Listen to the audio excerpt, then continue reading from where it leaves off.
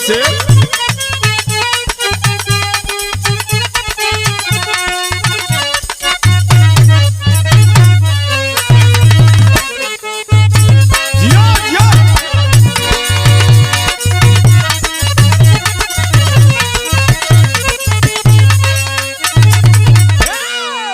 अच्छा, मैं गायक पिंटू लाल यादव अंबेडकर नगर के धरती से लोरिकाइन से एक गाना आप लोगों के समक्ष पेश करने चल रहा हूं। हमें आशा नहीं, पूरा विश्वास है कि पसंद आएगा।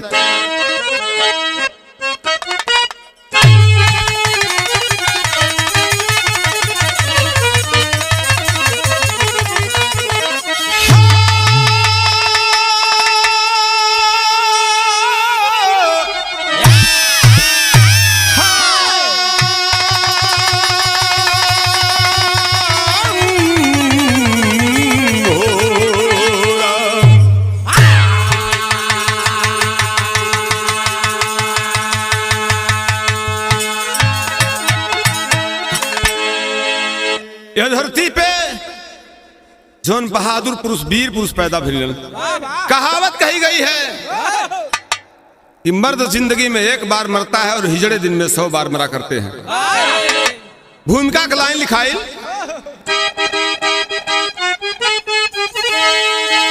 क्या समझता था तूफान को अनमोल तोहफा, समुंदर की लहरें समझते खिलौना, कांटा बना ताज सरताज सहरा, कयामत को जीवन का समझे बिछवना, कि गर्जन से गिरता गर्भ गर्भिणी का, हर गुणन बाद गाँवों में गाता जमाना, के इतिहास में खिंतु पाए न पन्ना, झुलनी के पीछे बने थे दीवाना।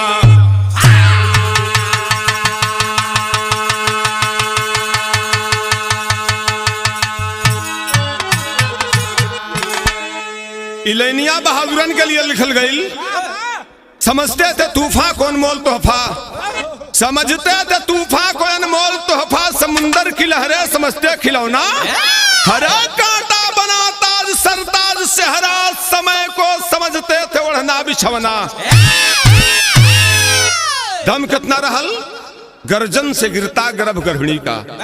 पंकज भैया, गर्जन से गिरता गर्भ गर्भिणी का, गुणन बाद गांवों में गाता जमाना, इतिहास में किंतु पाए न पन्ना, थे झुलनी के पीछे बने वो दीवाना।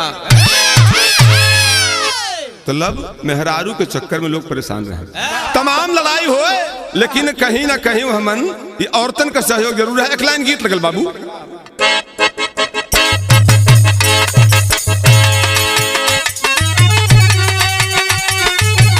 अरे क्या बात है जिया।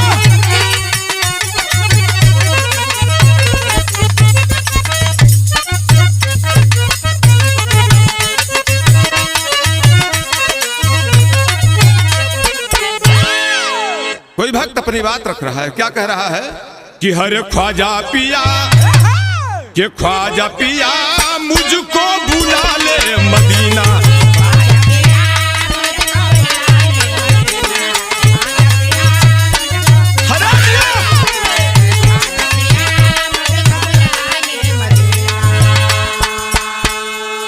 लेकिन गाना के अंदर भाव लगल, यह दुनिया में तमाम लोग जन्म के लहलन, और बड़ी ऊंची लाइन कवि जी लिखलन। कहावत ही पुरनिया लोग कहें कि ये कहीं माई से जग जन्मल, कोई सुखिया कोई दुखारी बाई भेद बड़ा ही, लेकिन कहना है कोई चला, अरे है कोई चला कुल का चिराग बुझा के, है कोई चला कुल का चिराग बुझा के।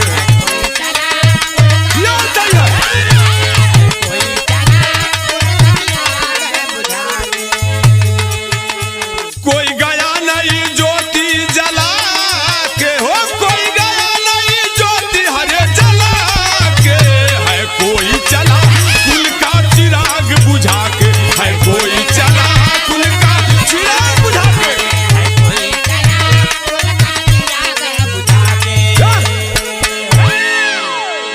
तमाम लोग ऐसा गईलन है दुनिया से कि जे करना ले में शर्म आवेले, और तमाम लोग ऐसे पैदा हुए कि जिनकी पूजा होती है इसी धरती पर। शहर का लाइन लगल बाबू, चला मास्टर भैया।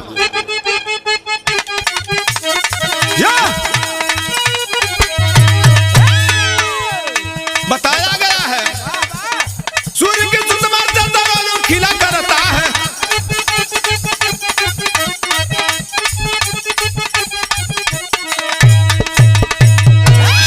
सूर्य की सुषमा से खिला करता है, पुत्र को पाप भी पितरी में मिला करता है।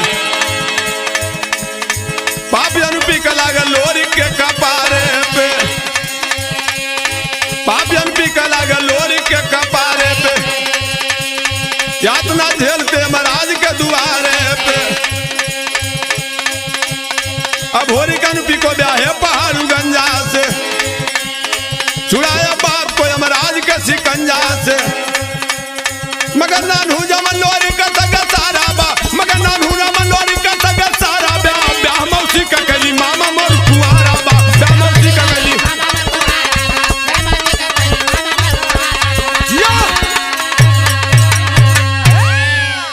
बात की आप लोगों को समझ चले, वीर लोरी का अपन शादी करके लेके लन मजरी के, अनुपी सथवा में आई जौने के बहन बना के रखलन, अपन सड़ुआई नहीं मनल। नतीजा निकलल का लोरी जब दुनिया से गईलन है तो भारतीय व्यवस्था के मुताबिक, शास्त्र के मुताबिक, धर्म के मुताबिक जेके भी बहन या बिटिया बनावल जाए, मानल जाए, ओकर विवाह जरूर कर देवे के चाहिए, कन्यादान जरूर कर देवे के चाहिए। वो अनुपी का कन्यादान नहीं कैलन, ये पंचो जब मर के गईलन है तो उनके नरक प्राप्त है। ये बतिया जब भोरी के मालूम भइल कि हमरे बाबूजी का नरक भइल, तो पहाड़ू गंजा से अनुपी का शादी कैलन, विदाई भइल, लोहा लड़ाई भइल। कुछ दिन बीतल, एक दिन दिमाग में बात आइल कि मौसी का तो शादी कर रही, लेकिन मामा बहन हमारे कुमार बैठल हूँ। दुनिया में चर्चा है वीर लोरी को और वीर अभोरी को इस धरती पर कौन नहीं जानता। अगर कहीं मामा कुंवारे रह जाइए तो लोग एक लांछन लगाई दी हैं। चलन है, पहुंचलन अपने माई के पास, जब अपने माई के पास पहुंचलन तो भैल का एक लाइन गीत लगल।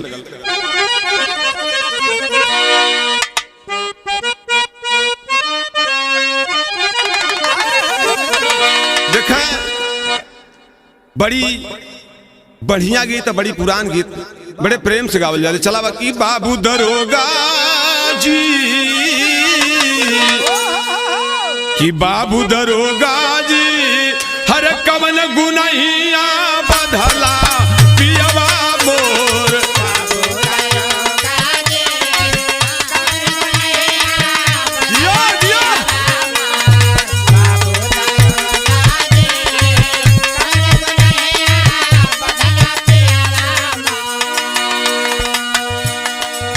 अब होरिक पहुंच के अपने माई से आशीर्वाद हलन मजरी से। अब आशीर्वाद लेके पूछे लगलन, का पूछलन है कि अपनी माई से,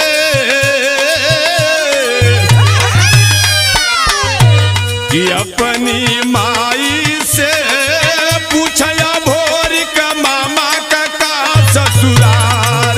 अपनी माई से पूछया भोरी की जिया तैयार से,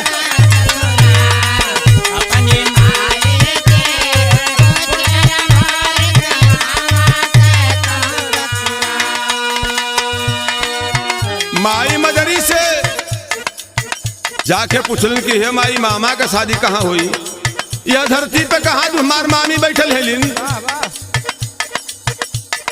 बताओ छमजरी। मुस्का के बोली तब मजरी तेजवल नगर मझार।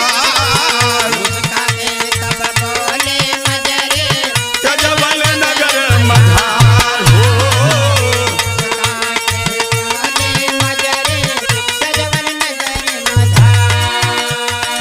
राजा भुजंगा का बिटियाबा, राजा भुजंगा का बिटियाबा, मोतिनाया भी कुआरा अपनी माई से, कि अपनी माई से पूछया भोरी के मामा का कहा ससुराल। अपनी माई से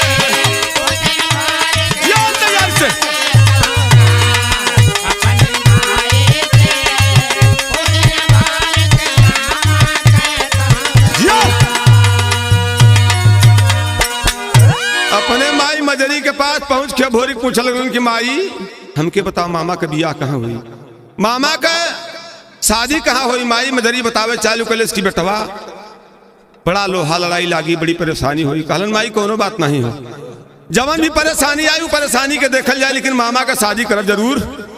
तैयारी बनौल ना मजरी बतौलस कि देख बच्चा, राजा भुजैड़ा के बिटिया तेजवल नगर में मुतिना बहन कुमारे बैठे लियो, जतनी उम्र इनके बा उतने उम्र मुतिना का भी हो।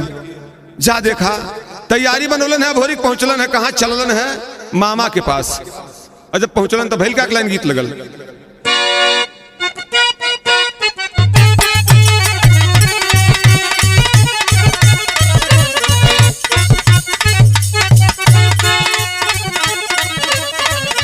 कौनो पनवाड़ी है पान लगावले साथी लोग, पान लगावले साथी से जाके बगलिया में एक औरत कहलस कि पान लगा दा। बतावे चालू के लिए अपने पान का तारीफ करत हो। का करत हो कि मेरा दिल है पान का पत्ता, उस पे लगा के चूना कत्था। मेरा दिल है पान का पत्ता,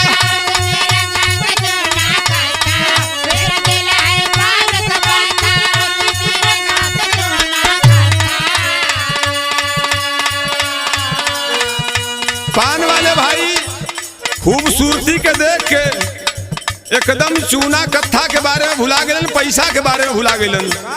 बतावे लगलन कि हई पनवा के पत्तवा जैसा हमारे अंदर में एक दिल हो, और दिला भी बिल्कुल पान के पत्ते समझा।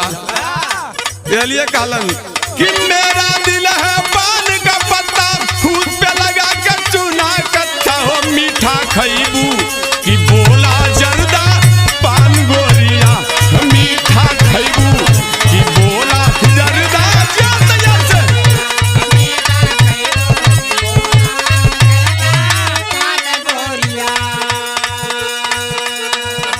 तमाम धुन तमाम गवैया साथी गावत हुए, सबके आपन आपन व्यवस्था है,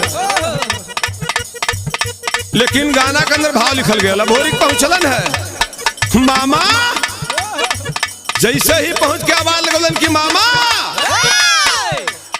के हवा कहाँ से इला है। अब भोरी के मामा पूछे चालू कैलन तो बतावत हो ना भोरी का, ये भोरी के कहाँ सुनाए मामा, धोती धारा पहिरला जामा। या भोरी के कहाँ सुनाए मामा,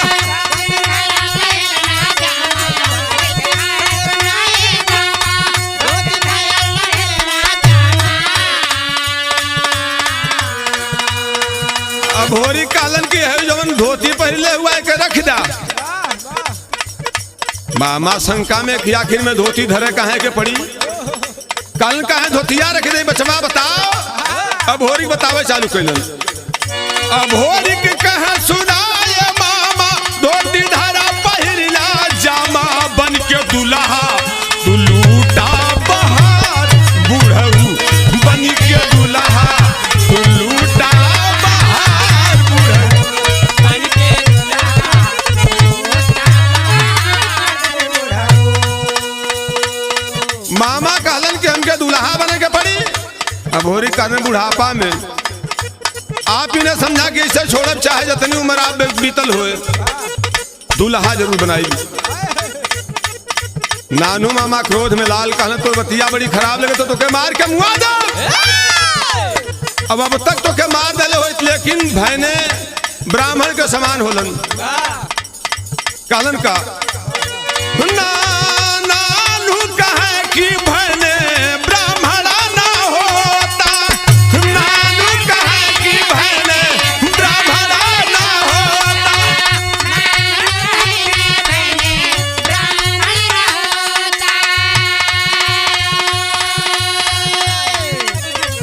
तोह के मुआ दे दाबा करके नोटा हो, तोह के मुआ दे दाबा करके मुँह।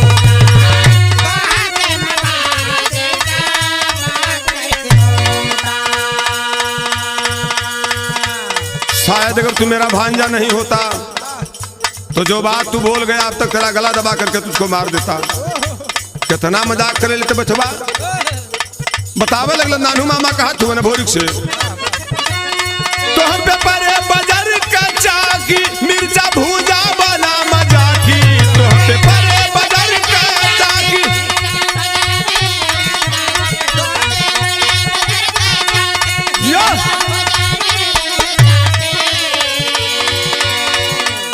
तोहर पे परे बाजार का चाकी मिर्चा भूजा बना मजा की रे एक दिन आई बूढ़ऊती तोहार बचवा एक दिन आई बूढ़ऊती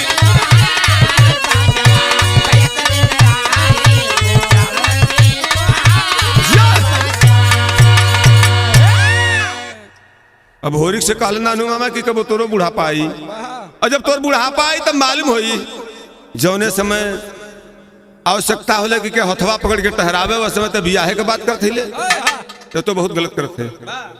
अब होरी कहने कि मामा घबरा नहीं आप घबराइले के आवश्यकता ना हो कुछ बात बतौलन टेरी के लाइन लगल मास्टर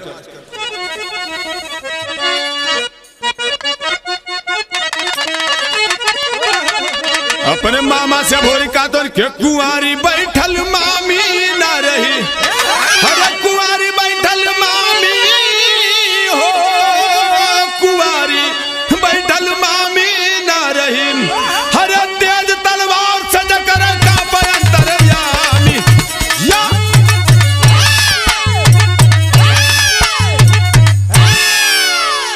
तेज तलवार से जकर का अंतरयामी कुंवारी बैठल मामी ना रही। अब होरी कहन की मामा काम चली नहीं कैला न भोग जोग जानोगे कैसे। अब होरी अपने मामा से बतावे लगलन कहे लगलन कि जिंदगी में ऐसा पड़ल हुआ शादी ब्याह ना किला तो दुनियादारी का मतलब का जनबा कि कैला न भोग जोग जानोगे कैसे हरे सहला अपार कष्ट मामा जवानी में और ख्याल दा विसार कोई आशा तोहार जो है तेजबल मझार लेके ख्वाब खानदानी में गईले तोहार बाप शादी ब्याह ना के लिए हमार नाना तोहार ये करे नाते समझला कि गईले है तोहार बाप कई के घनघोर पाप आप ही बिचारा मोर नाम डूबी पानी में हरा घर में लगा के आग प्राण अपना दूंगा त्याग दुर्गा कसम क्या है रखा जिंदगानी में। अब होरी कालन की जबरदस्ती जब तक कह पाए करब आपके मारत तो बड़ा पाप होई आप क्लियर ही मान के चला कि हम आग लगा के अपने तन में अपन प्राण त्याग देव अपन प्राण त्याग दे बात के घर में तो आपके एक ब्राह्मण हत्या के पाप लगी इसलिए आपे बतौला हम कि बहने ब्राह्मण के समान होलन तो आप चला मामा शादी करे खे आपके आप तैयारी बना ला भैल है का एक लाइन गीत लगल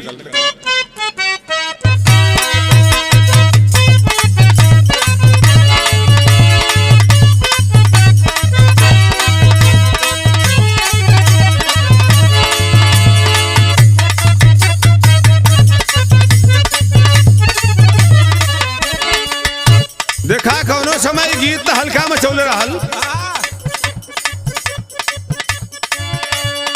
बुढ़वा मलाई खाला बुढ़िया चावला पसी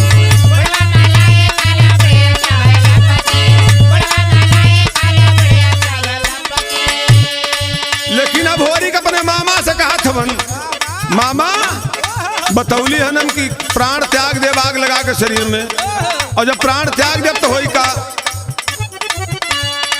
हत्या का पाप लागी तो हरे कपार पे हत्या का पाप लागी तो हरे कपार पे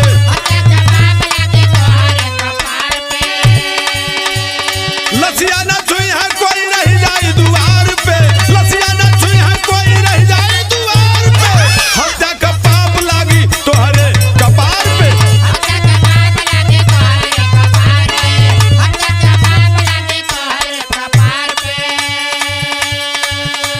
अब होरी बतौलन कि मामा यह शरीर के क्या उठावे वाला नहीं आई बड़ा पाप होई आप एक काम करा का करा बड़ा दिन बाद आजा मली मल नहायला बड़ा दिन बाद आजा मली मल नहायला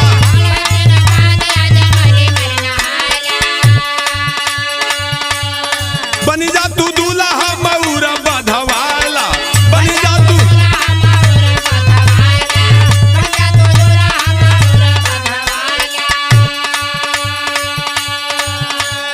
हम अपने जिंदगी में अब होरी काल के हम अपने जिंदगी में ही सोचत है कि तुह के रणुआ नहीं रह दे, या तो हम रहा धरती पे या तो आप रहा। तैयारी बना ला, तैयारी बनोलन है। रड़ुआ रहा ना देव गौरा के कछार पे, रड़ुआ रहा ना देव गौरा के कछार पे, और हत्या का पाप लागी तुहरे कपार पे।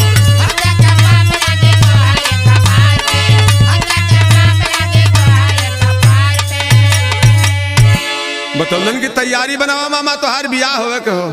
चलन है कैसे चलन, एक लाइन गीत लगल मास्टर। भोरहरी के बेला में महात्मा लोग गावे ने, माई बहन है दुनिया गावे नहीं, का गावे नहीं चला।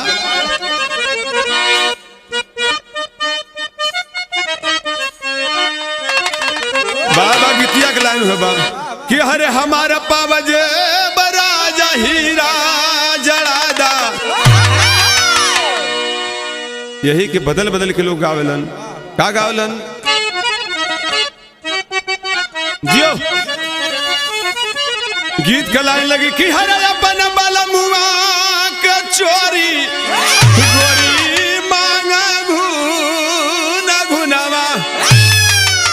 किन कोनों में हरारू अपने मर्दे से कहलत मास्टर कि हर मियाँ से कहता नी बीबी, के मियाँ से कहता नी बीबी, बलम घर में टीवी लगाएगा।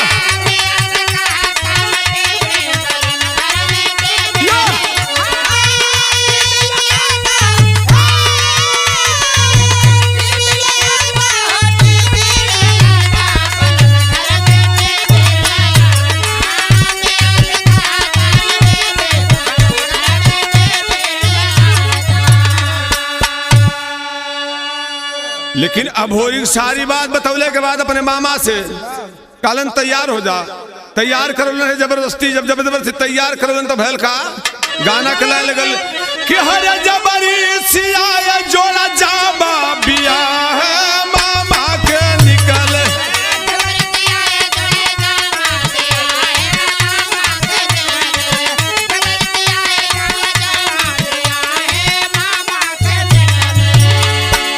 बारात सजल है, बारात सजा के मामा के अपने दुल्हा वाला कपड़ा पहना के भोरी लेके चलन है।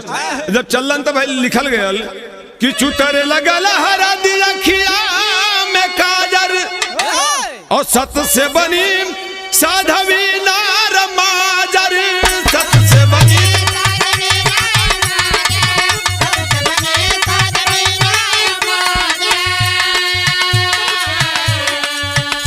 हर पर चली भाई के सामा बिया है मामा को निकले।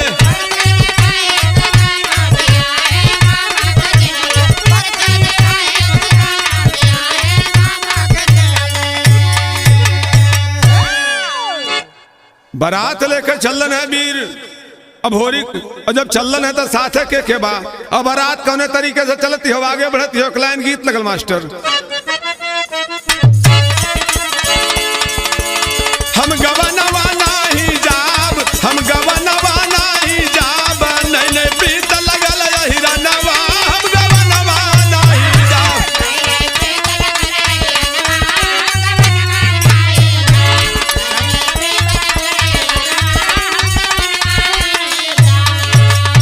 लेकिन आज अब होरी जो ने रोल में चलत हवन, वह रोल के देख के और गाना के अंदर लाइन लिखायल, हरे भयन भयल भयंकर ना, भयन भयल भयंकर ना, बोले बरात जय शिव शंकर, भयन भयल भयंकर।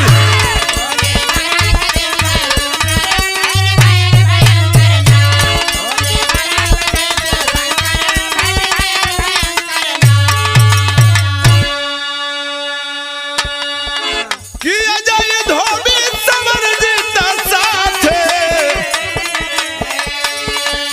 चंद्रवती के चंदरना हो, चंद्रवती के चंदरना, चंद्रवती के चंदरना, भाजत भुजा तले भुजयंकर, भन भय भयंकर।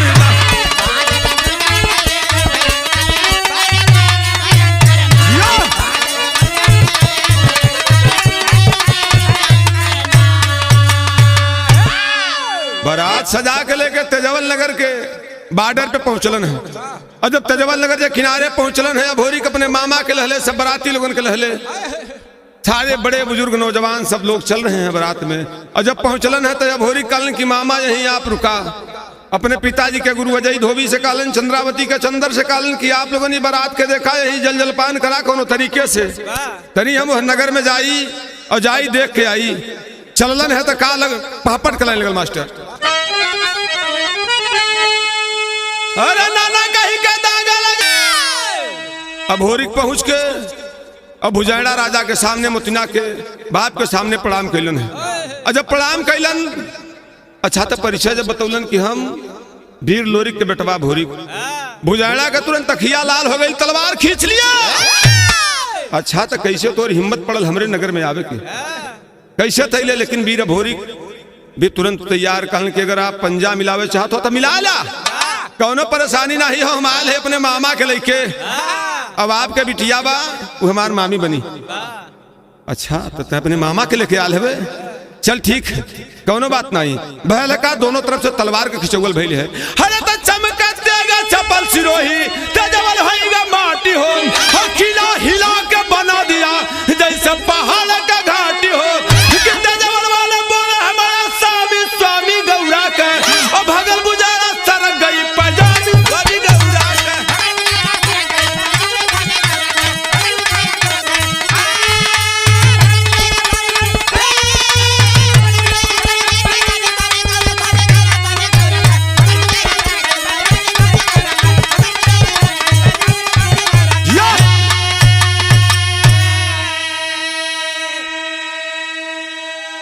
अंत तो गत्वा दोनों तरफ से, यार भोरी के तरफ से वार भुजाड़ा के तरफ से तलवार के खिंचौल भइल, मैदान लहले हुए दोनों जने। और जब लड़ाई चालू भइल तो वह तेजवल नगर के जवन भी लोग रहलन कहले इन नगर में छोड़ देवे के पड़ी, इन नगर छोड़ के दूसरे नगर में गुजारा लेवे करे के पड़ी, सहारा लेवे के पड़ी। भुजाड़ा भी आखिरी में उससे भाग के फरार होवे लगल। और जब फरार होवे लगल तो आल्हा के लाइन लगल मास्टर।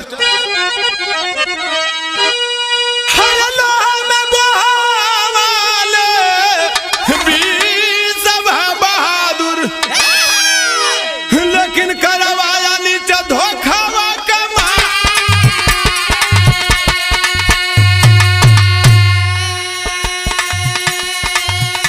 हर पूरी पलट लिया बना दिया पथरा।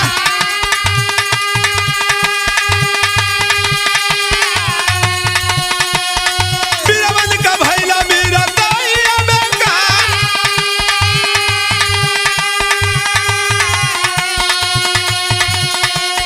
सोचली दुर्गा नाम डूबी दुनिया में।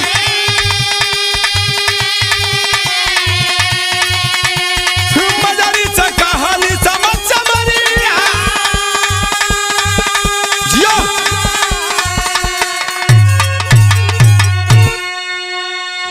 अंततोगत्वा मैदान छोड़ के भागने के बाद तजवल का नाजा भुजाड़ा जुगाड़ बनावे लगल, जादू चला वाले लोगन के बुला के, और जादू से पूरे अभोरी के फौज के दुल्हा सहित नानू मामा के सहित सबके पाथर बना दलस। जब सब लोग पाथर बन गए तो दुर्गा माई माँ भवानी सोचने लगी कि आखिर में बड़ी बेइज्जती हुई। गौरा के लोग हमार पूजा करलन, अगर गौरा के लोग यहीं पड़ल रही, वीर लोरी का लड़का पाथर बन के पड़ल रह जाये, वीर लोरी का सारा पड़ल रह जाये, तब बड़ी बेइज्जती हुई। पहुंचलिन है मजरी के लगे, अभोरी के माई मजरी के लगे पहुंचलिन है और जाके बता लगलिन सारी परेशानी की देख अब तो गौरा नगर के लाज खतरे में हो। अगर कुल पाथर बनल नहीं पड़ल नहीं है तो के दिया बाती करी ये जगह पे। तैयारी बनोले हम मजरी चला मास्टर। हर मजरी से कहानी समझ सबरिया,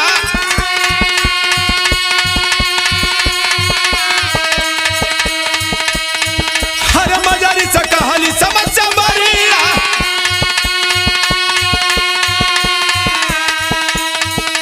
सत जगत नम पे मद मतवा के,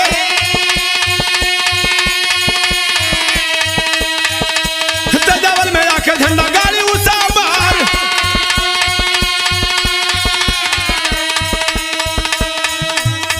हरे तजवल में आके झंडा गाड़ी उसा बार।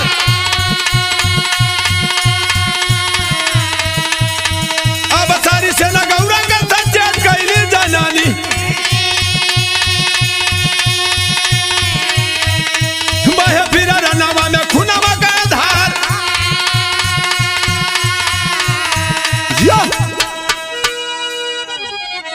अंत तो गत्वा महतारी मजरी पहुंचल तेजवल नगर में। और जब पहुंचल तो जवन भी सेना रहल गौरा का सचेत कैलस। सारे लोग फिर हाथों में तलवार लेकर के चलना चालू किए। फिर लड़ाई चालू भइल और लड़ाई में 20 पड़े लगलन गौरा के लोग। अब होरी के लोग जब 20 पड़े लगलन तो मोतिना जौने के साथे नानू मामा का शादी होवे के रहल घर से निकलल, महल से निकलल। अब पहुंचली है माई मजरी के पास। मजरी के पास हाथ निकाल के देखा जिंदगी बीत गई। कैसे कैसे काटा ईटा पाथर में कटाइली जीवन। सोचत सोचत दिना बीते तो रतिया न बीते और रतिया बीते तो दिना न बीते। अब बुढ़ापा में काहे बदलू है, बुढ़ापा में काहे बदलू। हमार बियाह चावे अपने भाई के पहले में फौज सजा के भेज दिले हो तू। आई बतिया जब मजरी सुनलस तो कहले है का खड़ी कलाइन लगल।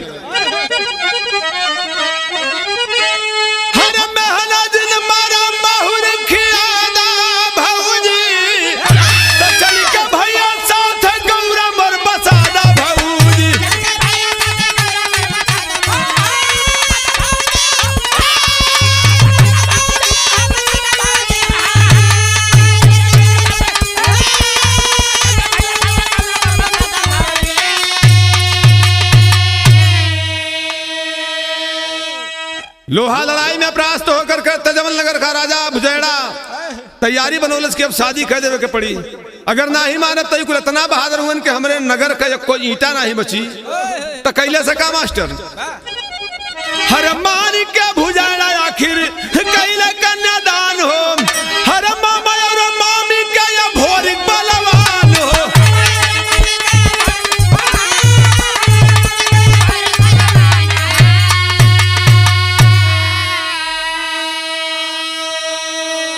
अंत तो गत्वा लाचार होकर के लड़ाई में हार करके राजा भुजैड़ा अपने लड़की मोतिना का शादी नानू मामा के साथे करे के तैयार भेल। माड़ो छवायल, हवन कुंड खुदायल। अब होरिक देखलन कि अब कन्यादान हो गल, शादी हो गई। ये दोनों लोग पुरनिया हुआ लोग चल के का करी हैं। चला भी आवा करवा दिली। अब दुनिया में को ताना मारे वाला ना ही बची। कैलन है का हरे हवन कुंड में झोंक के सब बहावा भौजी तो चली का भैया साथे गौरा मोर बसावा भौजी।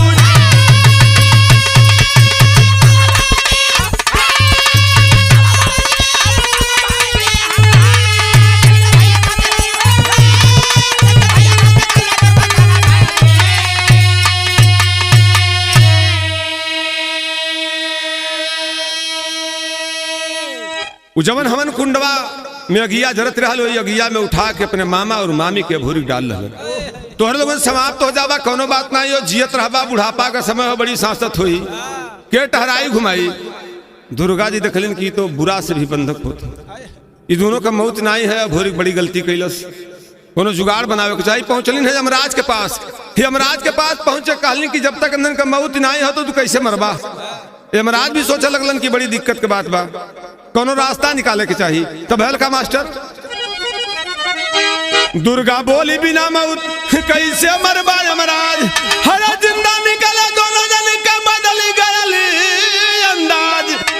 हरा चांद सूरज बन चमका जन ललचावा भौजी तो चली का भैया साथे गौरा मर बसावा भौजी।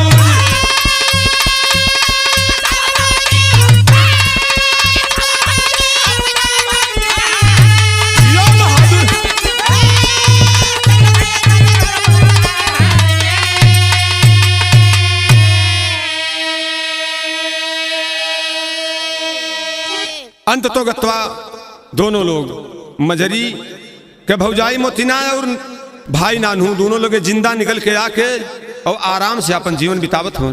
गाना के आखिरी लाइन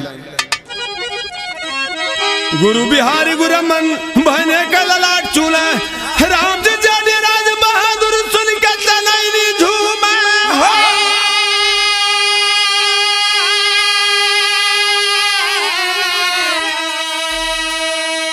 कुंवारी बैठल माँ